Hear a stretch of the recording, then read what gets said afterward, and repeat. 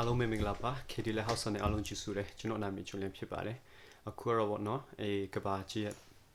ဖြစ်ဖြစ်တဲ့ရန်နဲ့ပတ်သက်ပြီးကျွန်တော်အနေငယ်ထမ်းရှင်းချင်ပါတယ်အတွက်စာနဲ့ဆုံးထိနာစင်ပဲပေါ့အားလုံးဖိတ်ခေါ်ချင်ပါတယ်အခုချိန်မှာဆိုလူတွေခွဲခြားမှုရှိရဲဆိုတာနဲ့ပတ်သက်ပြီးတော့တကဘာလုံးကBlack Lives Matter Aboriginal Matter လာနဲ့အဲဒီသူတို့စံတွေပြကြတာပေါ့နော်အဲဒီမနေ့တနေ့ပေါ့နော်Saturday မှာလည်းအဲဒီ UK Europe News ဘာပြောထားလဲဆိုတော့အဲဒီကဘာလုံးမှာတော့အခုပထမတော့ Black Lives Matter တော့ US မှာသူတို့စတင်တယ်သူတို့ဆန္ဒပြကြတယ်ပြီးရင်ဒုတိယတော့အင်္ဂလန်မှာစပြကြတယ်ပြီးတော့Australiaပြီးတော့Europe ဖက်ပေါ့နော်အဲ့မှာလည်းတခုပြီးတခုဆန္ဒပြတော့ပေါ့ US မှာဆိုတော့ဆူတော့ပေါ့နော်မြင်တဲ့အတိုင်းပဲ shopping တွေဖြစ်စီလိုက်ပြီးရင်မီရှူလိုက်နေအဲဒီ police station တွေလည်းမီရှူကြတယ်ပြီးတော့ဖျားကြောင်းလည်း Saint John ဟုတ်တယ်နော် Saint John လည်းသူတို့မီရှူထားဆိုကျွန်တော်သိရတယ်ပြီးတော့building မီရှူတာ290ကျော်နော်အဲ့ဒါသူတို့မီရှူထားဆိုကျွန်တော်တို့ news နဲ့သိရပါတယ်ပြီးတော့အခုကတော့အဲ့ဒီ time ပေါ့နော်အဲ့ဒီ Europe ဖက်မှာဆိုလည်း France အဲ့ဒီပြင်သစ်မှာပေါ့နော်လူပေါင်း2000နဲ့3000ကျော်သူတို့အဲ့ဒီ Black Lives Matter အတွက်နဲ့မနေ့ကပဲသူတို့ Saturday ပေါ့နော်အခုကျွန်တော်တင်တာ6ရက်နေ့9ရက်ကျွန်တော် February March April May June လ6ရက်မှာသူတို့အခုကျွန်တော်တင်တာ June လ9ရက်နော် June လ6ရက်နေ့မှာသူတို့ Saturday မှာပေါ့နော်သူတို့လည်းအဲ့ဒီဆန္ဒပြကြရဲဆိုတည်ရပြီးတော့အီတလီမှာလည်းသူတို့ထောင်နဲ့ချီဆန္ဒပြကြတယ်ပြီးတော့စပိန်မှာလည်းထောင်နဲ့ချီဆန္ဒပြကြတယ်ပြီးဘယ်ဂျီယံမှာလည်းဆန္ဒပြကြတယ်ပြီးဒန်မတ်မှာလည်းဆန္ဒပြကြတယ်ရာနဲ့ချီပေါ့နော်ဒန်မတ်တော့လူ300ကျော်တဲ့သူတို့ပြည်ထားတယ်ပြီးတော့ဟန်ဂရီမှာလည်းရာနဲ့ချီပြီးတော့ဆန္ဒပြကြတယ်ဆိုတော့ကျွန်တော်တို့အဲ euronews.com နဲ့ကျွန်တော်သိရပါတယ်ပြီးတော့ Australia မှာတော့အဲဒီ Aboriginal Lives Matter နဲ့ပေါ့နော်ကျွန်တော်တို့အဲ့ဒါတော့အရှိမတော်တော့ဆန္ဒပြတာလူ Australiaတခုလုံးမှာလူ9000ကျော်အဲ့ဒီ Aboriginal Lives Matter နဲ့သူတို့ဆန္ဒပြကြတယ်ဆိုတော့ကျွန်တော်သိရပါတယ်အဓိက Saturday ပေါ့နော်မနေ့ပေါ့ခုက6ရက်နေ့ပေါ့နော်ပြီးရင်အဓိကအနေနဲ့ UK မှာတော့ဆိုတာအဲ့ဒီသူတို့ဆန္ဒပြတဲ့လူတွေမှာလေ police တွေကလည်းအဲ့ဒီဆန္ဒပြအကြမ်းဖက်မဖြစ်အောင်ပေါ့နော်သူတို့တားဆီးတော့အဲ့ဒီမှာခက်ရန်ဖြစ်လို့ police တွေလည်းအယောက်23ကျော်ဒဏ်ရာရခဲ့ရတယ်ဆိုတော့ကျွန်တော်တို့ The Garden News နဲ့ကျွန်တော်တို့သိရပါတယ်ပြီးတော့UK မှာအဓိကသူတို့ဆန္ဒပြ US Embassy ပေါ့နော်တန်ယုံရှိမှာသူတို့နာမည်ကြီးတွေလည်းပါတာပေါ့နော် Black Lives Matter နဲ့အဲဒီ UK ရှိမှာလည်းသူတို့ဆန္ဒပြကြရဲဆိုသိရပါတယ်အဲ့လိုနဲ့ပဲလေကျွန်တော်လည်းနည်းနည်းကြည့်ချင်တာပေါ့နော်ဆရာ David လာဟာဒိုင်းသားမလို့သူ့လက်ထက်ခတ်တာလားဒါမှမဟုတ်အဲ့ဒီမင်းရစာဟာဗမာတိုင်းတမ်းဟုတ်နေဗမာဖြစ်လို့လက်ထက်မခတ်လာဆိုကျွန်တော်ကြည့်ပြီးတော့ကျွန်တော်နည်းနည်းမျှတောင်းမရှိဘူးပေါ့နော်ပြောမယ်ဆိုရင်ကျွန်တော်ဒီတက်ပုံလေးပေါ့ကြည့်လိုက်ဒီတက်ပုံအဲဒီခုနဒီဖက်မြင်တဲ့ຢာတော့မြင်းຢာစားပေါ့နော်အပြင်ဒီဖက်မြင်ရတဲ့ဟာကတော့ဆရာဒေးဗစ်လာပေါ့ဆရာဒေးဗစ်လာဟာတကယ်တမ်းတော့အဖြစ်ပြောမယ်ဆိုတော့နော်အဲဆရာဒေးဗစ်လာဟာတကယ်ပဲရာဇဝတ်လူနဲ့သူတကယ်ချင်းလေးနဲ့ပေါ့နော်လက်ထက်ခတ်တယ်ပြီးတော့ဒါပေမဲ့တယောက်ဆောင်မင်းရစားတော့ခုနတက်ပုံမှန်မြင်တဲ့အတိုင်းပေါ့နော်ဒီလက်ထက်မခတ်ထားအမှန်ဆိုတော့သူတကယ်လို့ဆရာဒေးဗစ်လာလက်ခတ်တယ်ဆိုတော့သူလက်ခတ်တယ်နာပေါ့နော်ဒါကျွန်တော်ဆိုလိုတာမင်းရစားကိုလက်ထက်ခတ်စေခြင်းလို့ပြောတာမဟုတ်ဘူးတုတ်တော့အဲ့ဒါမျှတမှုမရှိဘူးပေါ့နော်ပြောမယ်ဆိုမြန်မာပြည်မှာတကယ်ပဲမျှတမှုရှိလာလို့ကျွန်တော်မင်းတော့ကျွန်တော်မြင်တော့မရှိဘူးပေါ့နော်ဘာဖြစ်လို့လဲဆိုတော့သူလိုက်မဒိန်ချင်းနဲ့ပြီးတော့နော်မဒိန်ချင်းတဲ့လူတော့ဆရာဒေးဗစ်လာလို့ခတ်သူတို့လည်းခတ်တင်တာပေါ့နော်ဒါပေမဲ့ဆရာဒေးဗစ်လာဟာတကယ်ပဲသူရစုအတန်းနဲ့မြင်တော့တကယ်မကောင်းတဲ့အရာပေါ့နော်ဘာဖြစ်လို့ဆိုသူတော့လည်း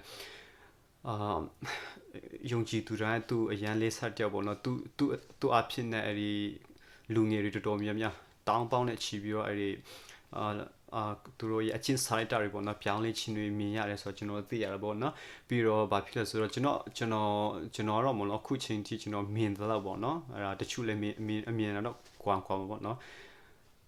2012အဲ့ဒီမြန်မာပြည်2012နဲ့အဲ့ဒီပြောင်းလဲချင်းပေါ့နော်အဲ့ဒီရွေးကောက်ပွဲတစ်စပြီးနောက်ပိုင်းလေယခုချိန်ထိတော့ကျွန်တော်အမြင်ကတော့ကျွန်တော်မြင်နိုင်တယ်လို့ပေါ့နော်ရှာဖွေနိုင်တယ်လို့အတော့ဆရာဒေးဗစ်လာလို့ မြန်မာပြည်ကြီးကိုတုံလှုပ်စေတဲ့သူမရှိဘူးပေါ့နော်လူငယ်တွေကျမှသူကြောင့်ပြောင်းလဲတဲ့လူတွေတော်တော်များတော့ပေါ့နော်လူတယောက်ဘလောက်ကြီးမြတ်လဲပြီးတော့မကြီးမြတ်ဘူးဆိုတော့သူတို့ရဲ့ action ပေါ့နော်သူတို့ရဲ့အတိအပွင့်နဲ့မြင်လို့ရဆိုတော့အရင်တော့လည်းကျွန်တော်ပြောပြတာပေါ့နော်သူအဖြစ်လူတောင်းပေါ်နဲ့ချီပြောင်းလဲကြရဆိုတော့ပေါ့နော်ပြီးကျွန်တော်လည်း2014လောက်မှာကျွန်တော်သူတရားဟောခြင်းအဖြစ်ပေါ့နော်ကျွန်တော်ရဲ့အယူဆဝင်တော့အတွဲခေါ် philosophy ပေါ့နော်အဲ့ဒီလေသူတရားဟောချက်ဖြစ်ကျွန်တော်လည်းတော်တော်ပြောင်းလဲခဲ့တာပေါ့နော်အဲ့ဒါကြောင့်သူ့လည်းကျွန်တော်တကယ်ကျေးဇူးတင်တယ်ကျွန်တော်သူကတော့တိမှာမဟုတ်ပါဘူးအဲ့ဒီဗီဒီယိုကြည့်ခြင်းဖြစ်ပေါ့နော်2014ပေါ့နော်လွန်ခဲ့တော့6နှစ်လောက်ပေါ့နော်အဲ့မှာသူတရားဟောချက်တွေကလည်းအဓိကဖြစ်ယုံကြည်သူတွေတခုတည်းမဟုတ်ဘူးပေါ့နော်အဲ့ဒီလူသားတိုင်းရအဲ့ဒီအဓိက mental ပေါ့နော်ကိုကဘယ်လောက်ထိစွန့်စားရလဲကိုဘယ်လောက်ထိအကောင်းမြင်နိုင်လဲပေါ့နော်ကိုကဘယ်လောက်ထိမျှော်လင့်ရေးလဲပေါ့နော်ယုံကြည်ခြင်းကြောင့်အများကြီးပြောခဲ့တာပေါ့နော်အဲ့ဒါလည်းတော်တော်ကောင်းတဲ့အရာတစ်ခုပဲယုံကြည်သူဖြစ်ယုံကြည်သူဖြစ်သူရဲ့တရားဟောချက်တွေနားထောင်တဲ့အရာပေါ့နော်အဲ့ဒါကြောင့်ကျွန်တော်ဘာလို့ဆိုလို့ရှင်းတယ်လဲဆရာဒေးဗစ်ဟာတိုင်းသားပေါ့နော်ပြီးတော့ကနေဒါနိုင်ငံသားသူ့လက်ထိုက်ခတ်ကြပြီးတော့အဲ့ဒီရောက်ရှိမင်းသားတော့ကြည့်လိုက်အောင်ကျွန်တော်ပြန်ပြမယ်နော်သူ့တော့လက်ထိုက်မခတ်အဲ့ဒါအရင် confuse ဖြစ်တော့မို့အမှန်ဆိုဆရာဒေးဗစ်လာဟာဒီလိုမခက်တဲ့အရာပေါ့နော်တကယ်တော့ဒီမှာ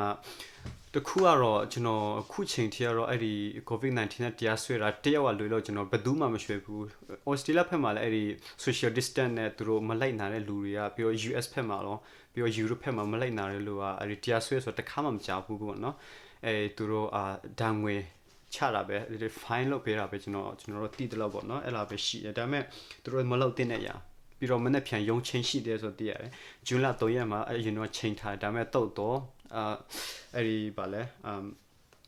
11 media ပါရထားစကိုဗစ်ရောဂါထင်းချော်ရကလာတွေကန်တက်ချက်စီမင်းစီကန်ဒုကချေပေါ်ဘလူဆူဝဲလောက်ခဲ့တော့ဆွေချက်ပြီးယုံတင်ထားတဲ့တရားဟောဆက်အိုဆိုလ်ဗစ်လာနော်ဝတ်တေတန်တွင်တို့ကိုဒီနေ့ဇွန်လ3ရက်နေ့မှာရန်ကုန်တန်ချင်းဂျွန်လ3ရက်မှာနော်တဘာပုံချင်းဆိုင်ရာစီမံခန့်ခွဲမှုဥပဒေအရာအမှုဖွင့်အရေးယူထားတဲ့အမှုမှာဆွေသူတွေဖက်ကမဆွေသူဖက်ကအမခံလျှောက်ထားခဲ့ပေမဲ့တရားရုံးကပေးချက်ခဲ့ပါတယ်တဲ့လာမဲ့ရုံချိန်ကိုဇွန်လ10ရက်နေ့မှာပြန်လဲချိန်ထားပါတယ်တဲ့ဇွန်လ3ရက်နေ့မှာအဲ့ဒီသူရဲ့အမခံချက်ကိုငင်းပေးတယ်ပြီးတော့မနေ့ပြန်ချိန်မဲ့ဆိုတော့ကျွန်တော်သိရပေါ့နော်အဲ့ဒါလည်းအရင်စဉ်းစားစရာကောင်းတာပေါ့နော်ဘာဖြစ်မလဲဆိုတော့ကျွန်တော်တို့မသိနိုင်ဘူးတော့ဒါပေမဲ့ယုံကြည်သူတွေကတော့အကောင်းဆုံးမျှော်လင့်ကြပေါ့အကောင်းဆုံးဆုတောင်းပေးကြပေါ့ပြီးတော့သူရဲ့မိသားစုတွေဆုတောင်းပေးကြပေါ့သူဟာတကယ်ပဲမြန်မာပြည်ကြီးကိုကောင်းကြီးတည်ဆောင်တဲ့သူဆရာတစ်ပါးပဲဖြစ်ပါတယ်ဘလူပဲဖြစ်သူကလက်ထက်ခတ်ပြီးဖြစ်ပါစေသူမတရားမြန်မာပြည် COVID-19 တည်ဆောင်တဲ့လူလုံးမတရားပဲနဲ့ဆွေးချင်းဖြစ်ပါစေဘလူဖြစ်ပေါ့နော်ကျွန်တော်တို့အကောင်းဆုံးမျှော်လင့်တယ်သူမှာတော့အဲ့လောက်ထိ